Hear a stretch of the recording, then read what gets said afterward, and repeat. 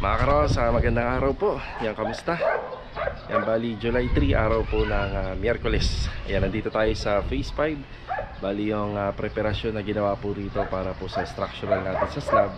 Ngayon yung schedule ng kanyang buhos. Kaya meron tayong dalang mga hagdanan na mga gamit po ng ating mga tropa at saka manggagawa dito sa likod. So wala tayong access kundi dito lang sa may end lot corner. Iikot po tayo dyan. Ayan din, update din po tayo dun sa pinabago nating kulay ng pintura dito sa Phase 6. Tsaka yung project natin dito sa Phase 3. Kaya ito, samahan nyo po muli kami ngayong araw po ng Miyerkules. Ayan, enjoy watching po. Tara. Attendance muna tayo, attendance. Ayan si Ricky, good morning Ricky. Good morning, boss. Arvin, good morning. Good morning. Kuya Boy, good morning po. Morning, boss. Ayan, nandito rin po si Adonis at saka si Bilog. Okay, bali materyales, buhangin, graba. Yung graba namin na parang sakto or panama lang. Ngayon kung magkukulang siguro sa ako na lang.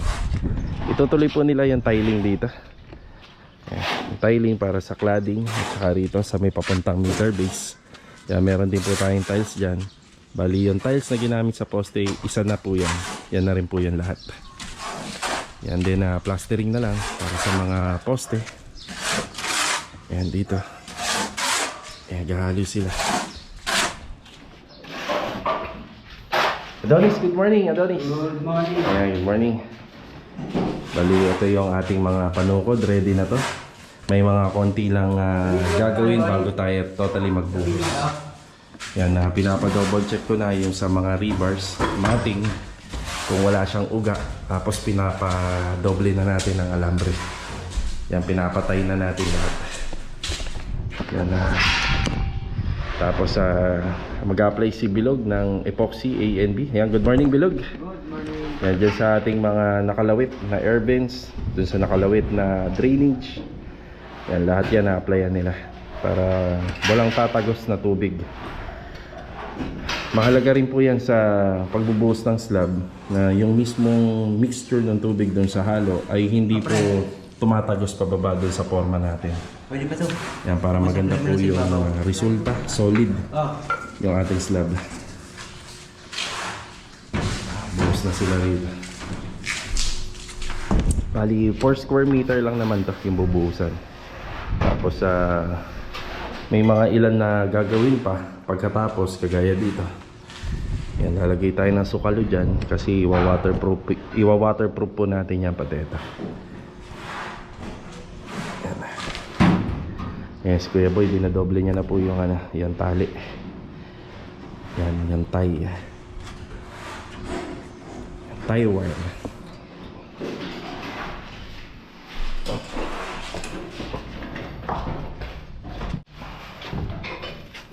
Yan, halo.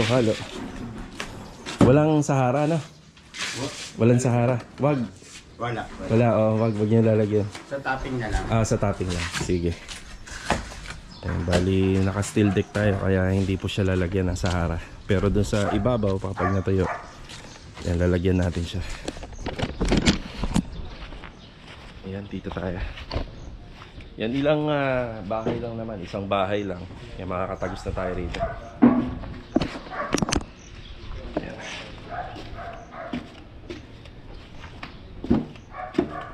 Ayan. Dito iikot yung tropa. Bigyan ko kayo ng isang idea. May nakita tayong renovation dito. May siwang ang laki. Ayan. Yan. Possible itong bahay na yan, may tumatagos na tubig dyan papasok sa loob nila. Kasi ayan ano siya, hollow blocks. So maganda sana rito. Pagka ganyan po, kuha kayo ng pamorma, pormahan nyo, pako nyo rito, tapos buhusan nyo. Pag natuyo yun, silyado na. Pag baklas, yan, silyado na. Kung may makakaligtas man dun sa buhos, kasi hindi na maabot yan ng vibrator or nung panungkit. So epoxy na lang, gilid.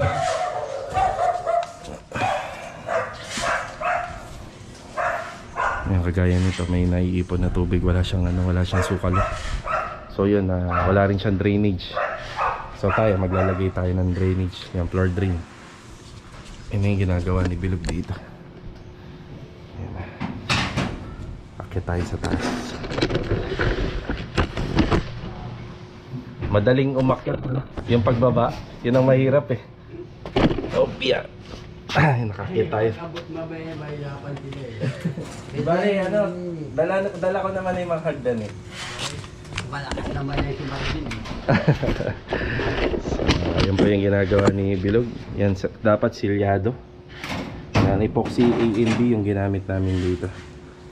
Tapos makikita nyo, nakakalampo yung ating mga mating dun sa bakal ng lumina. Yan, wala siyang alog. Wala siyang alog. Tapos ito rin. Yan, silyaduhin. Para wala makakapasok na tubig. Ito nga po pala yung sa pasingawan galing sa toilet and bathroom. Tapos ito naman, bahala na kami kung saan namin ilalagay yung linya ng exhaust fan. Pero itong gitna panigurado exhaust, ito range hood. Kasi ito naman yung sa toilet and bathroom. Itatagos na PVC pipe dun. So lahat ng hihigupin niyang singaw dito lalabas. Kaya dito na namin yan nilagay dito sa isang hilera na yan. Sakaling gagamitin nila client, at least wala sa gitna. Magagamit nila ng buo yung flooring. Tapos yung sakop ng sukalo na gagawin natin dito hanggang dito sa bahay nila. Yan sa 4 meters, maglalagay tayo ng hollow blocks dyan papunta ron. Yan. Basta yung halo nito, wala muna siyang wala muna siyang sahara. Tapos dala natin yung blower. Kaya ibo-blower po yan. Ipapa-blower po natin to para malinis yung steel deck bago maglagay po ng semento, ng halo. Ayan na yung hagdanan namin na bakal. Dalawa yung hagdan namin eh. Yung isa yung aluminum. Ito bakal yung gagamitin natin para matibay. Pag ginabot yung halo na semento, kahit persado, ayan, matibay.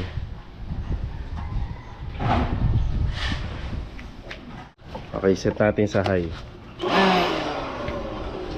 Ayan, nagtatali pa si Kuya Boy.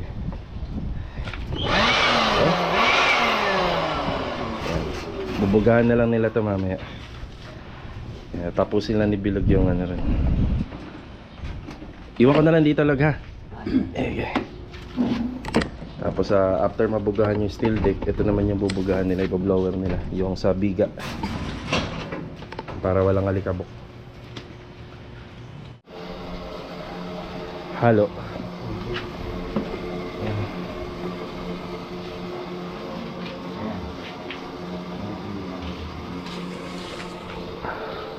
Ready na po sila rito.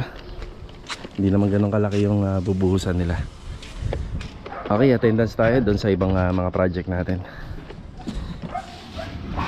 Tara. Dumaan muna tayo rito sa paradahan. Ayan, binili natin yung kulang na tiles na ini-install ni Kuya Richard. Ayan na. Bali, 6 na box pa ito. Bali, 3,960 additional natin doon. Tara. Sa phase 3 na tayo. Yung mga binili po natin na tiles ay para dyan sa floor area ng interior. Bali 6 na box. Tapos nagpipresenta po sila na mag-OT daw mamaya hanggang 9 ng gabi. Hindi natutuloy si Kuya rito mag-OT kasi siya lang mag-isa, walang kasama. Yan, sasamahan na siya ni Louie. Kuya Richard, good morning. Good morning. Si Louie, good morning. Good morning. Yan, ito pa po yung hindi nakakabitan ng tiles. Ayan pa. Yung mga ganitong klaseng tiles na merong pattern, may design, ayan, kagaya niya, may design, may pattern, na talaga to, magastos po sa tiles to. Kasi hindi naman po pwede yung pagdating sa dulo ay ano na lang, ibang tiles na yung gagamitin natin, kailangan ganun pa rin. Pero yung bandang ilalim na matatabunan naman ng cabinet, yung kahit ibang tiles na lang po yan para makatipid. Ayan. Basta yung hindi na makikita. Yan, madami-dami pa yan ha. 2, 4, 6, 8, 10 2, 4, 6, 8, 10 20 21 dito. Yung mga siroho pa. May siroho yan eh, gilid.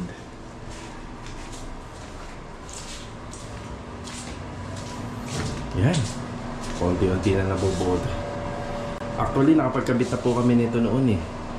Dito sa phase 3 din, sa may block 16. Yung ganyan na ganyan po yun. Naiba lang, ito ay naka PVC ceiling panel. At saka yung accessories nito iba. Tapos meron siyang vanity cabinet. Yun lang naiba rito. Meron na rin tayong on-hand na tiles para dun sa labas. Tsaka dito. Ayan o. Sliding, ganyan dito. Ganito po. Sidings. Tuloy yan dito. Ganyan din po yan. Dito yun. Sagad. Lahat yan. Lahat na po yan. Same flat. Umpisahan na rin pala yung tiles dito. Tapos sa backsplash wall, ganyan din po. Ayan. Tapos ito, ipapabilang na po natin mamaya kay Lou. Sakali may magkulang rito. Ito. Dito na lang. Sakto na. Sakto na. Oo. Sakto lang. Ewan ko lang ba kung may mga. Baka may basag, double check na lang. Tsaka to, sa lababo. Para mamaya makabalik. O kaya bukas. Ang pang-floor natin sa CR mo. Yan ang wala pa. Pag nakakabit mo na, saka ako nabibili. Pagka napaikotan mo. OT-an ko sa ito. Otihan mo yan. Ano, isa yun? Dalawang box yun. Meron na pala tayo sa flooring. Ito. Nabili na pala natin na nakaraan. Bali 60 by 60 yan, Louie.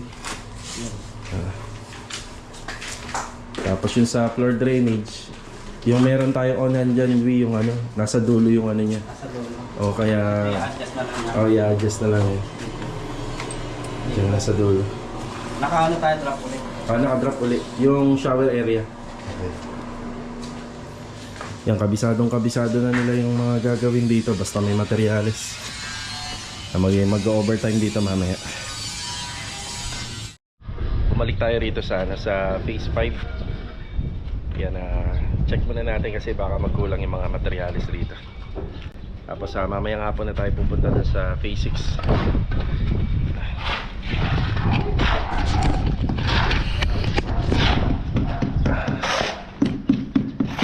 Side na yung graba. Ang buhangin. Pinagpapatuloy na ni Ricky installation ng tiles. Para lang malinis siya, kaya naka-tiles lahat. Poste, tsaka yung harapan para less maintenance. Saan kayo nag-aabot ng halo? Dito na. May bukas dyan? Binuksan nyo muna. Tapos yung biga. Ayan siya. Malayo pa. Oo. Saan ang gulit na? Ayun pala yung discarding ginawa nyo, ano? So, alalay lang naman yung hagdanan na ginawa natin doon. Tapos according daw sa kanila, kasya na daw yung graba natin.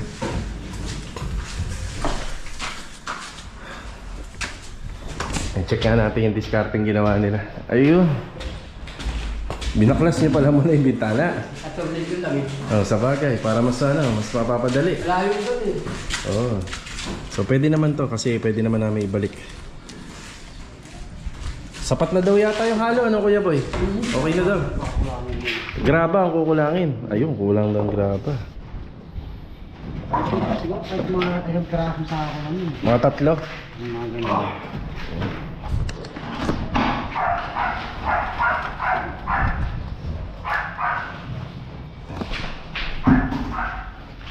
Kunti na lang to. Minsan ang buhos lang or monolithic. Ang pangit pala yung ganito, no? Kasi syempre kapag nagpagawa sila ng bahay, iintindihin nila yung bahay nila. Kagaya niyan, ang taas. Buti na lang, nakabubong yan. Kung nakaslab yan, saan pupunta ang tubig niya? Kukulangin pala ng graba. Mga ilan sako lang.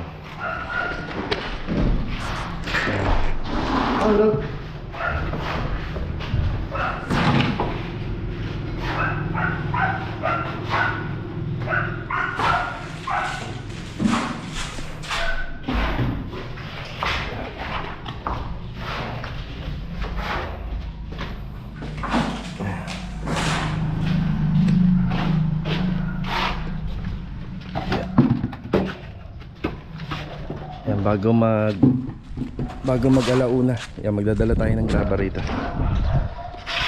Back up.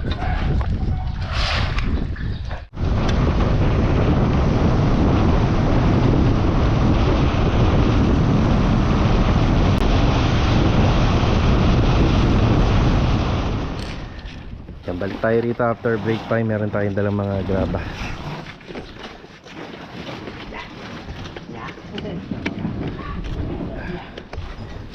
Check muna natin yung nabukusan nila rito. Sa slab naman mga karohas, iwasan lang po yung meron kagad tayong natutuyuan na halo. Lalo na kapag naibuhos dito.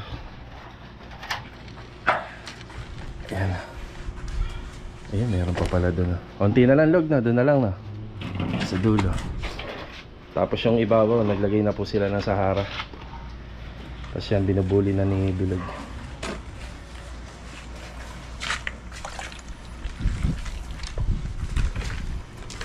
Yan, kapag natuyo-tuyo to, sukalo naman, paikot.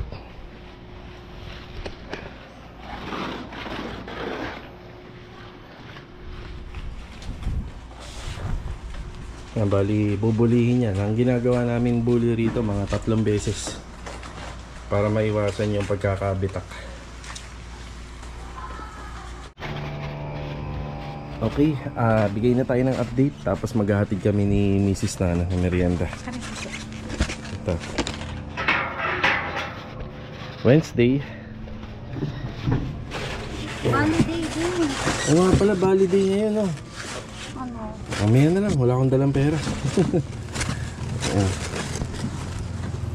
Teka, kuha muna ako. Yan, nagdala na tayo ng pampabali. Para hindi na sila pupunta rito sa bahay. Dire-diretso na pag-uwi. Okay, tara. Oh, yeah. Dalawa lang sila? Dalawa kayo? Dalawa lang kayo dyan.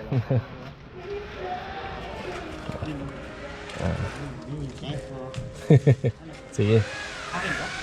Pansit yan.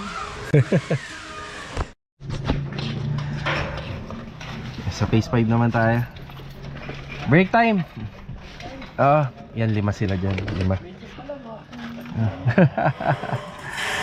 Ayan, mapapansin nyo yung medya agad dun sa pagpasok nitong main door. Ang pinapatanggal na po natin para yung ano po natin dito, framing, isang diretso.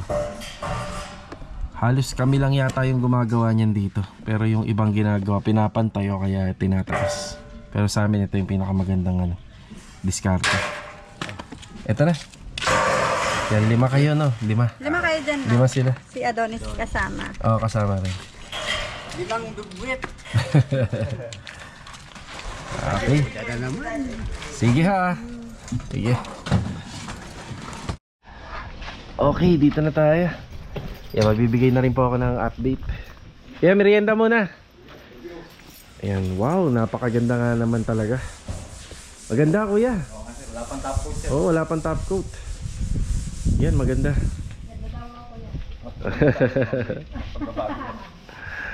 Yan, oh. Ang ganda. Oo. Salamat. Okay, merienda muna kaya. Thank you, boss. Thank you. Yan, ang ganda. Bali, ang materialis ang susunod na gagamitin natin dito is sa sanding sealer. Yan, iipitin namin ng sanding sealer to. Then yung top coat is a clear gloss. Ang ganda. Pwede niyo ba ka? Oo, pwede na. Boss, basta Sige. Dito. Okay. Yung floor drainage. Tapos ito na yung sa barnis. Napunin sa yung buti. Nasa loob? Yun, oh. Dito pa nga lang, ang kinis na eh. Ang ganda. Ayun. Ito. Ay, very good to, kuya. Sakto. Tamang-tama.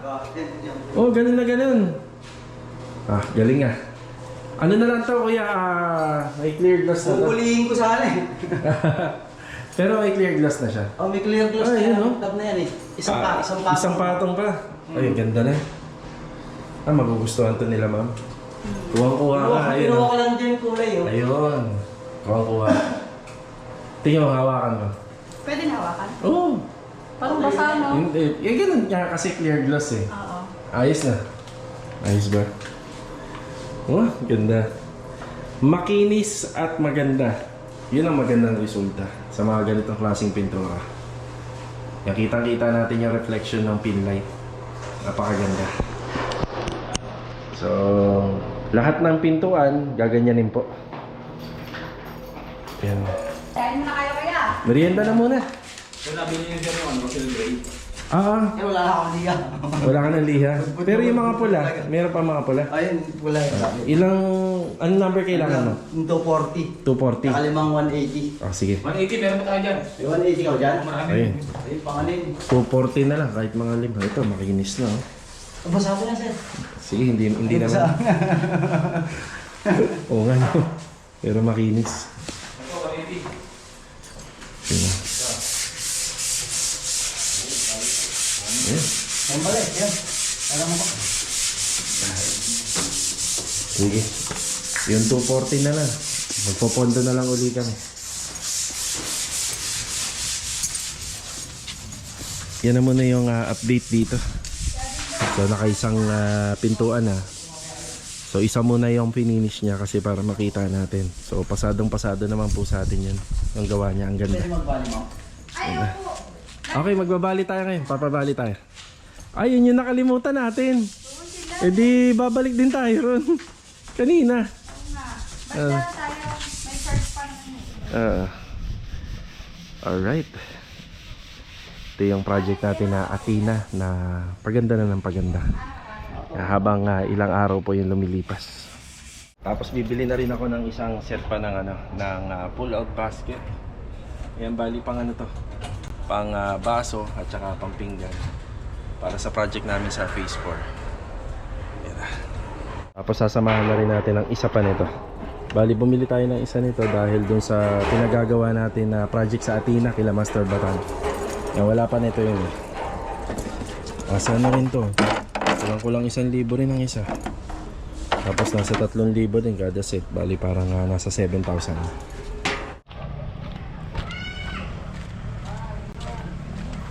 Bumbo mo. Ano, kumain ka na, Bum? Na! Pare! Ay! Yun na. Ito na ba yung pinakamahabang aluminum kitchen cabinet? Haba. Ito na ba yun? Pakahaba nga. Sa lahat yata ng pinagawa ko sa inyo, ito pinakamahaba na. Mahaba. Oh.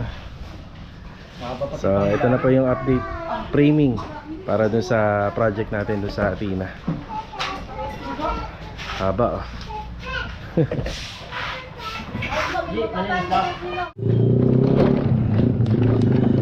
Ayan po mga karos, maraming salamat muli sa pagbisita ngayong araw po na Miyerkules. Hanggang dito na lang po muna yung ating vlog. Ayan, kita-kita na lang po ulit tayo for the next video. God bless po sa ating lahat.